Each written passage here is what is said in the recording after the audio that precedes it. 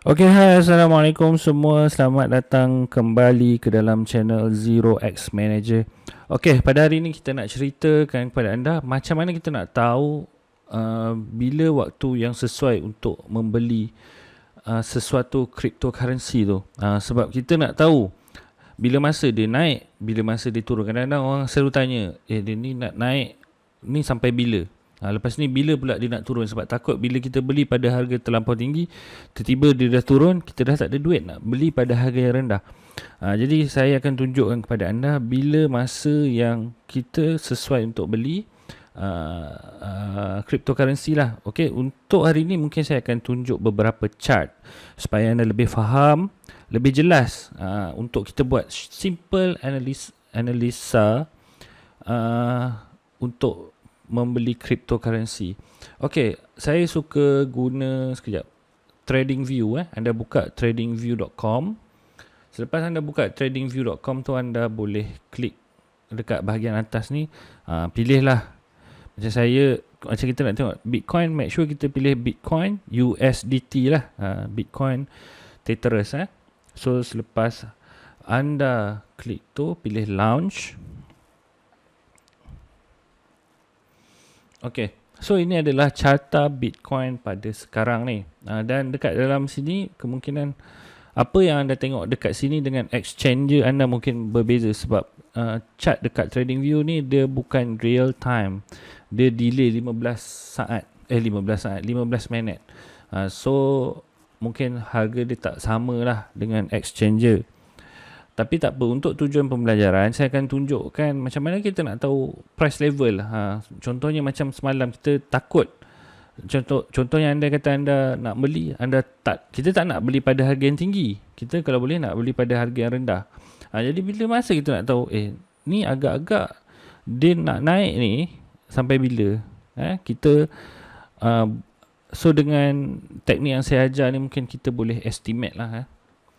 So yang ni saya takkan ajar menggunakan apa-apa chart, maksud saya apa-apa indikator. Saya akan ajar menggunakan naked chart. Naked chart ni apa yang anda tengok, inilah naked chart.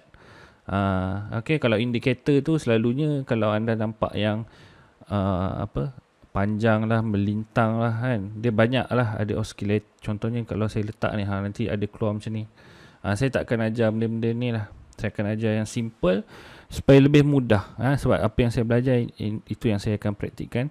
Okey, yang pertama sekali saya akan tengok candlestick 4 hours. Saya pilih 4 jam. Lagi lama lagi bagus lah, sebab kalau data, sebab candlestick ni mewakili data. Satu batang ni dihasilkan dalam masa 4 jam. So itu data yang dikumpul dalam 4 jam, dia akan bentuk satu candle lah. Ini kita panggil candle. So dalam chart ni, dalam carta ni, sebenarnya ini adalah market. Bila market, kita tak akan lari daripada supply and demand. Supply. Okey, kalau kita nak beli suatu barang, kita mesti nak beli pada harga yang murah, betul? Dan kalau kita nak jual, kita akan beli pada harga yang tinggi. Sama juga dalam kripto ni, ataupun dalam investment atau apa-apa jenis pun. Kalau kita nak beli barang, kita akan cuba cari pada harga yang paling rendah. Dan kita akan cuba jual pada harga yang paling tinggi. Kita tak nak terlalu cepat jual. Sebab kalau kita jual cepat, kita tak boleh maximize the profit. So dalam cryptocurrency ni, hari ni saya mungkin akan banyak sebut pasal supply, demand, support and resistance. Support adalah lantai, resistance adalah penghadang atas. Okay, so dalam screen ni, kita zoom in sikit. Sebab kita buat macam ni. Ini cantik ni. Kita buat macam ni. Dalam screen ni, apa yang anda nampak paling tinggi, itu anda tanda dulu. Pergi sini, pilih trend line, pilih horizontal line. Yang paling atas kita letaklah sebagai support, resistance. Atas resistance. Lepas tu pilih lagi satu, Dekat bahagian paling bawah adalah support. So harga dia akan main dekat area sini, pap. Lepas tu mungkin dia akan turun. Tengok kalau dia turun pun dia tak terus tembus. Tengok kalau dia turun pun dia sempat lah buat sedikit retracement, baru dia terjun. Ini yang masa May crash hari tu. Tak apa, kita tengok ni dulu.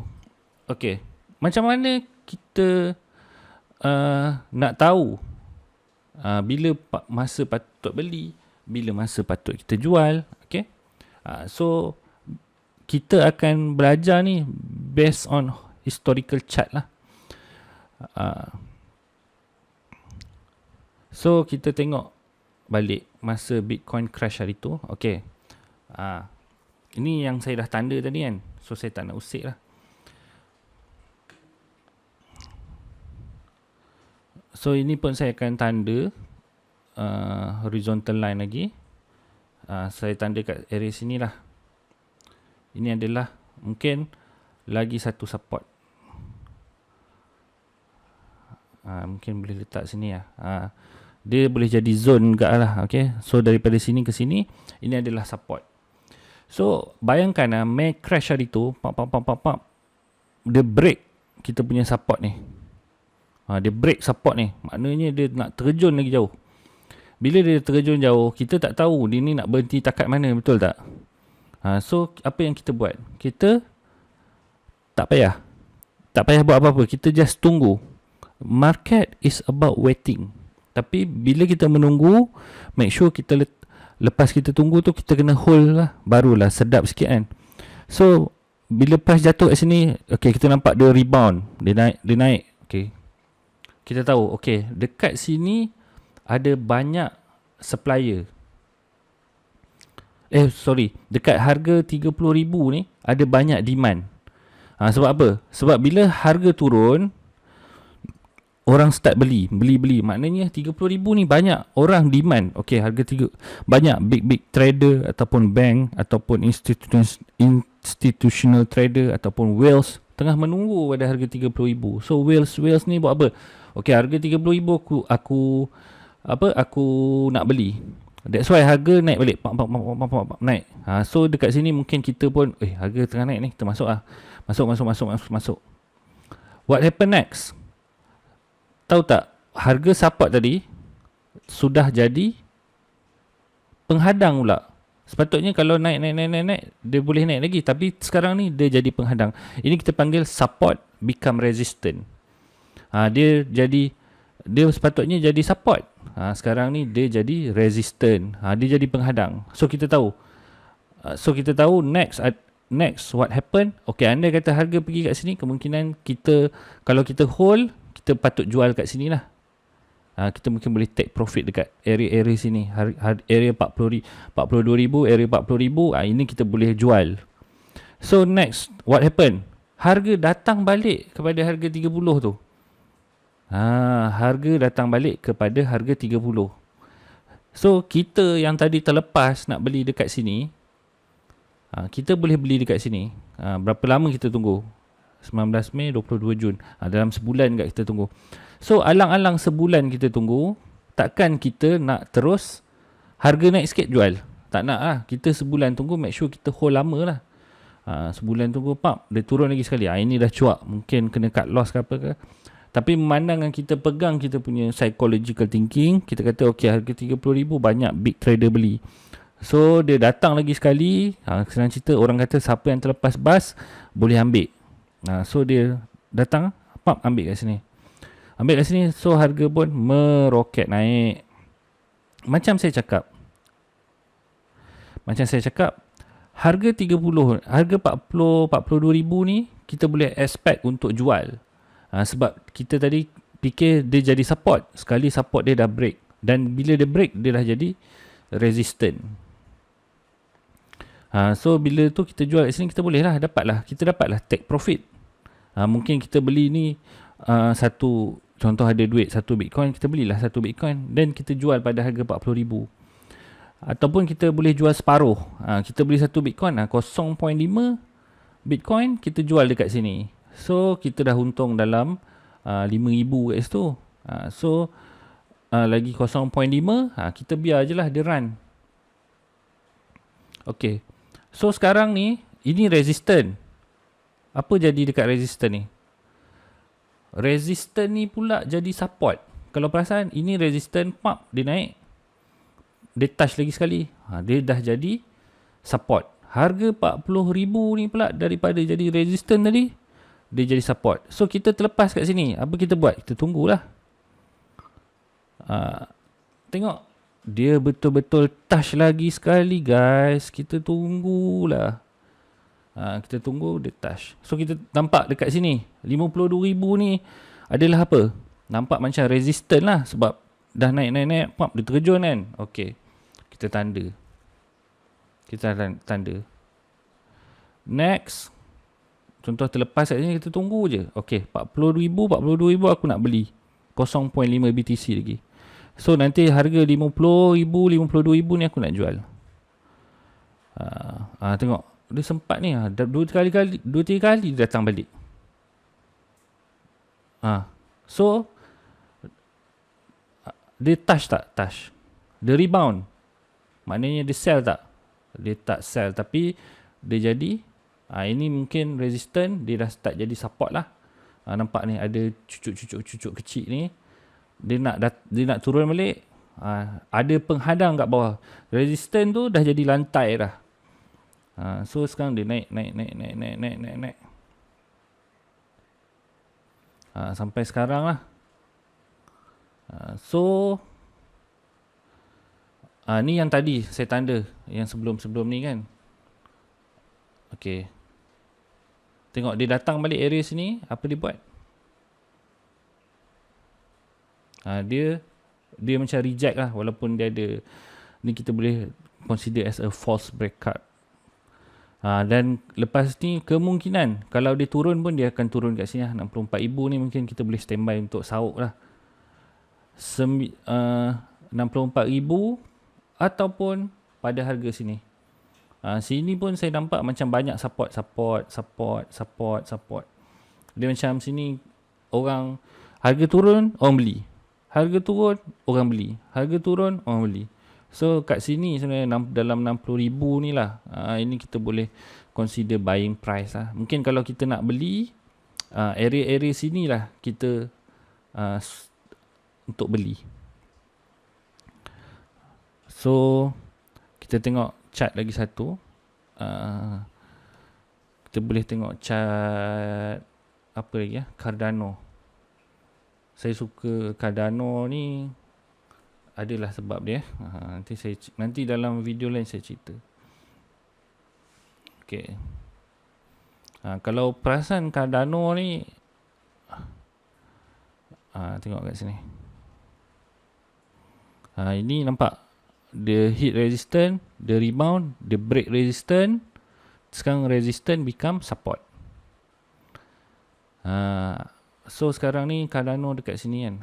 Ni pun boleh consider resistance become support juga. Tengok ni, dia support. Tengok ni ya, dia support, dia break ke bawah, dia turun sini. Dia macam main pingpong lah. Inilah kawasan dia. Pop.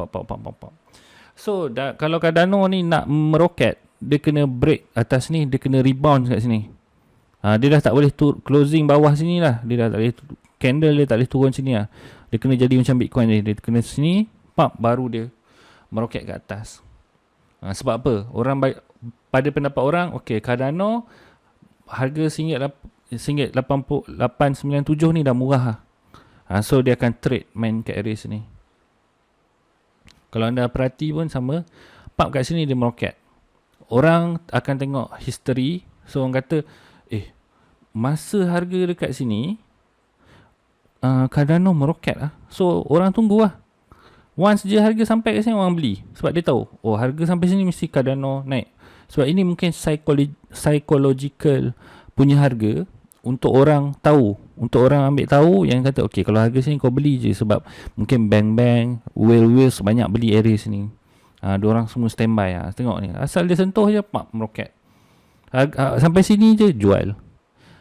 Tapi kalau kita pandai ambil take profit, half take profit, kita Ambil je lah. Lagi separuh kita hold, lagi separuh kita jual.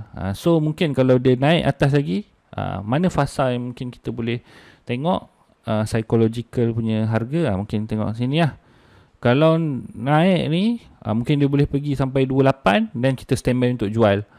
So tunggu dia turun sikit, mungkin dia turun kat sini ke apa ke, untuk dia buat kenaikan lagi. Last kali kita tengok Ethereum lah. So kita tengok Ethereum.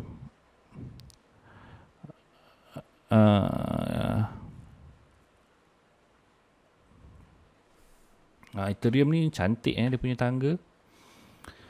So ini dia punya final resistance lah itu. Nampak? Dia punya resistance sekarang resistance dia dah jadi support dah.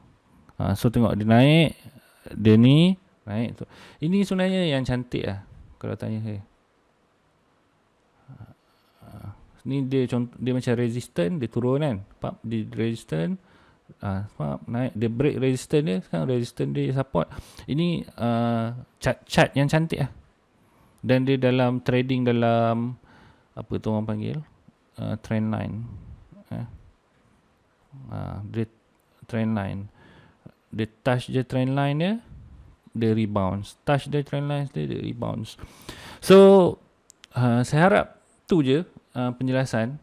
Yang penting anda faham kan support tu. Anda sekali tengok anda tahu ini support ni sebab dia turun dia naik, dia turun dia naik, dia turun. Ini mungkin resistance ni sebab dia nak naik dia turun, dia nak naik je turun, dia nak naik je turun. Sebab bila dekat fasa macam ni contohnya ni kan yang kecil-kecil ni, ini orang panggil apa? Accumulation phase. Maknanya orang tengah accumulate data, accumulate dia untuk tahu what's to do next. Market buat apa ni? Adakah dia break ke bawah ataupun fly ke atas? Sama juga ni. Elok je sebatang besar, lepas tu kecil. So kita pun market tengah menunggu keputusan. Mungkin ini ada news tak elok ke, atau apa-apa isu ke, China ban Bitcoin ke, atau apa-apa federal tengah mengamuk ke apa ke. Dia akan effect the price. Mungkin trader-trader pun lari, cuak, diorang sell. Tapi diorang tahu, okay, sell ni tak kat mana? Kat mana aku nak menunggu? Okay, aku tahu dah. At least kita dah tahu. Ini Bitcoin ni, Ethereum ni nak turun sampai mana? Kita dah tahu. Oh, dia turun sampai sini je. Mana kau tahu? Sebab dia dah dekat support. So, what happen next? Kita dah boleh beli. Ni pun sama. Ini mungkin dia break sikit lah. Dia break, tapi once dia ni, kita tahu, oh ini dia dah break lah, dia support ni mungkin akan jadi resistant nanti. So dia dah fly. Sama juga apa-apa saja pair, dia sebenarnya kalau kita tengok price action ni, kita faham support and resistance dia, insyaAllah senang. Lagipun kalau kita tahu benda ni, kita tak terfikir dia ni nak turun sampai mana, jauh lagi ke dia nak turun, aku patut beli dekat sini ke aku tunggu kat sini. Kalau tanya saya lagi suka tunggulah. Sebab kalau kita tunggu, kita akan dapat harga yang paling rendah. Tapi tak semua orang boleh tunggu, dan tak semua orang boleh hold lama. Sebab tu kalau nak berjaya dalam kripto, the power is to hodl, sabar. Sebab bayangkan anda kata kita beli dekat sini lah bulan 9 pada harga 3,000, sekarang harga 1,700. Dalam masa berapa bulan 9, sekarang bulan 10, 11. Bayangkan dalam masa 2 bulan anda boleh untung 1,700. Banyak lah tu. Okay, so itu saja perkongsian saya pada hari ini. Terima kasih. Assalamualaikum.